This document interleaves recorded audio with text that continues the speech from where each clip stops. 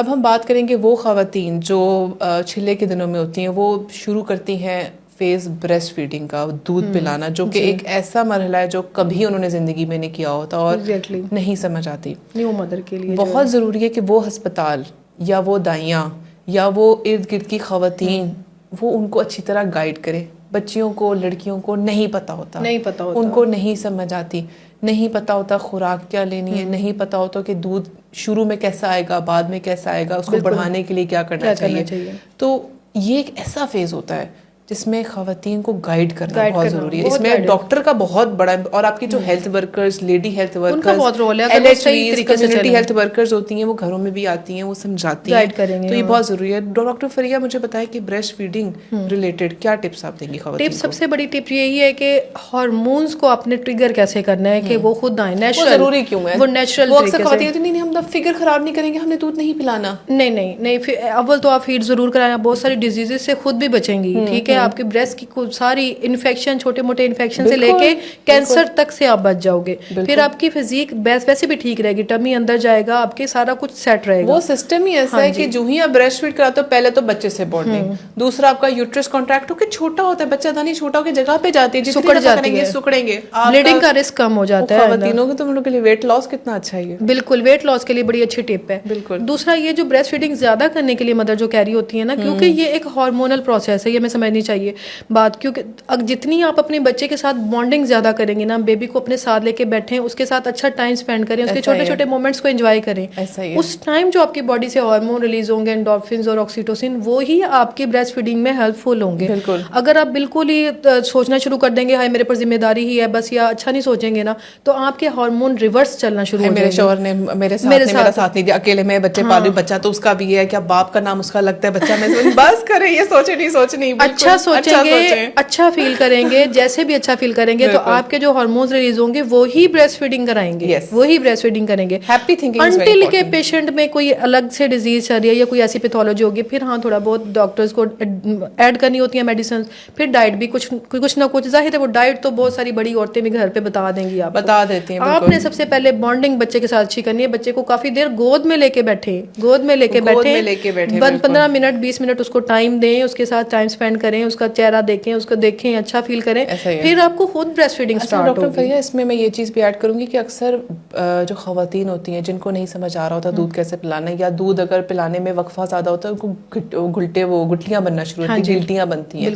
اب وہ گلٹیاں وقت پہ آپ کو لگے گلٹی بننا شروع ہوئی، آپ نے بچے کو دودھ پلانا ہے، اس گلٹی کو گھولنا ہے تاکہ وہ بڑھے نا.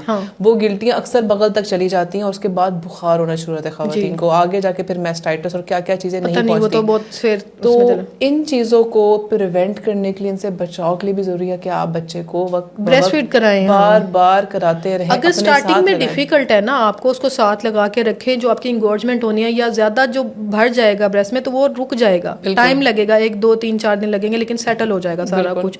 اور ان چیزوں سے آپ بچ جاؤ گے. مساج کروا سکتے ہیں، اس میں مساج بھی ہوتی ہے پرٹیکولر، بالکل مساج ہوتی ہے. ہاٹ گرم پانی کرتے ہیں، بالکل اس میں چھوٹا سا تولیہ رکھتے ہیں، گرم کرتے ہیں، گلیسرین لے کے آپ مساج کرو. بالکل. تو یہ ایسی چیزیں جو میں ڈاکٹر حضرات جو خواتین ان کے پاس ایڈمٹ ہوتی ہیں پھر ڈسچارج ہوتی ہیں، ان کو پراپر ٹپس دے کے یہ ساری ٹپس آپ کی ٹپس دینی چاہیے. اور وہ خواتین جو لیڈی ہیلتھ ورکرز ہوتی ہیں، کمیونٹی ہیلتھ ورکرز ہوتی ہیں، LHVs ہوتی ہیں، وہ گھر میں آ کر خواتین کو چیزیں سکھائیں. ان چیزوں کا امپیکٹ آپ کی پوری لائف پہ رہتا ہے، تو ان کو سمجھنا اور امپلیمنٹ کرنا بہت ضروری ہے. ڈاکٹر فریہ اس میں چلے ایک اور چیز میں یاد کرتی ہوں، ہمارے یہاں انٹرنیٹ تو بہت بہت زیادہ کھلی تعداد میں میسر ہے. یہ چیزیں آپ خود سرچ بھی کر سکتے ہیں. خاصی پڑھی لکھی خواتین، پہلے آپ کو سمجھنا ہے کہ آپ کس پرابلم میں ہیں، پھر اس کے اکارڈنگ آپ نے چلنا ہے. آپ بریسٹ فیڈنگ ٹیکنیک سرچ کریں کہ کس طرح کیا چیز کھانے سے دودھ کی مقدار بڑھائی جا سکتی ہے. آپ اپنی پرابلم کو سمجھیں، اس کے اکارڈنگ گائیڈ لائن دینے کے لیے آپ کو بہت سارے لوگ ہیں. بالکل. پھر آپ کو سمجھ بھی آ جائے گی آپ نے کس گائیڈ لائن میں چلنا. بالکل. اور اس کو ریفلیکس بنائیں اور اس کو ایزی اپنے لیے بھی کریں، بہت آرام سے،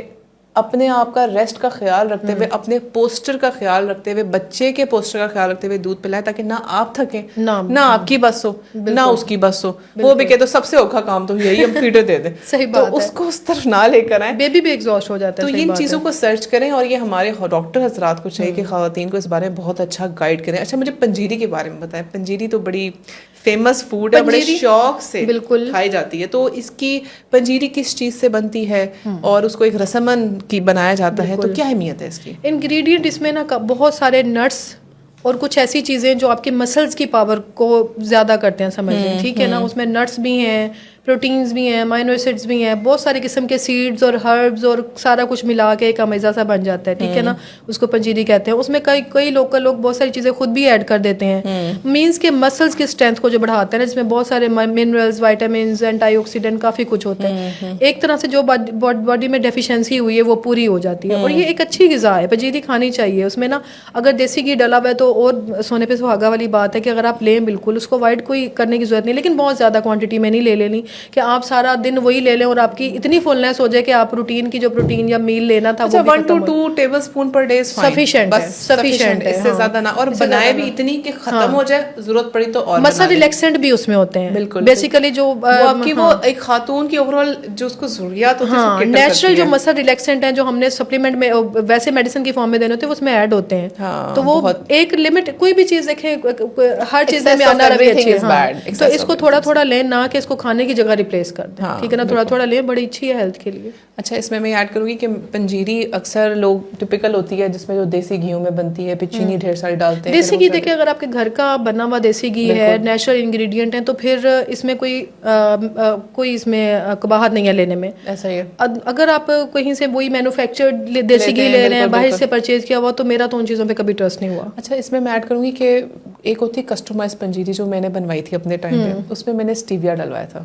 اگر ہر کوئی کہتا ہے نا سپوز اتنا آئل کر گھی ڈالنا ہے, تو میں نے کہا اس کو 1/4 کر دیں. میں نے بھی آئل, مطلب وہ چیزیں جو مطلب جو میں کسٹمائز کرا سکتی تھی نا, آپ آئل کم کروائیں اس میں, بس مسل ریلیکسنٹ جو وہ چیزیں وہ آپ لیں, وہ چیزیں جو ٹپیکل کانٹینٹس ہوتے ہیں وہ کریں, بس گھی کو کم کر دیں اور چینی کی جگہ اسپیشلی جس میں پھول مکھانے یوز ہوتے ہیں نا, پھول مکھانے وہ بہت ہیلتھ کے لیے ہیلدی ہیں. وہ پروٹین میں بھی فیمل کو لینا چاہیے. میں تو مکھانوں کی اتنی فیور میں ہوں کہ خواتین کو رات کو گرم دودھ میں ڈال کے لازمی, بہت اچھا فائدہ ہے, بہت فائدہ ہے. پھول مکھانے از اے ویری گڈ ڈائٹ, اور میں گھر میں اکثر وہ رکھتی ہوں روسٹ کر کے, اور اکثر جیسے کہ جو سالن بناؤ نا گیلا اسپیشل اس کے اندر میں 3-4 چمچ کے ڈالے, بلک بنائے, اور بس ٹیک اٹ ایز اے چاٹ. بالکل وہ لیا جاتا ہے, نو روٹی نو چاول, اس سالن کے اندر ڈال کے بس سیلڈ ڈالا, دہی ڈالا, بس ایوری سا ٹیسٹ لیا جاتا ہے. بالکل کھایا جاتا ہے. بچوں کو عادت ڈالے, میری بیٹی شوق سے کھاتی ہے کھانے, وہ پاپ کارن کی طرح فیل ہوتا ہے, تھوڑا سا پاپ کارن جو فریش روسٹ ہوتے ہیں نا, پاپ کارن جیسے لگتے ہیں. بالکل. تو یہ وہ چیزیں ہیں, وہ ڈائٹس ہیں جو خواتین کی خیال رکھنی چاہیے, اور سب سے زیادہ ضروری ہے کہ یہ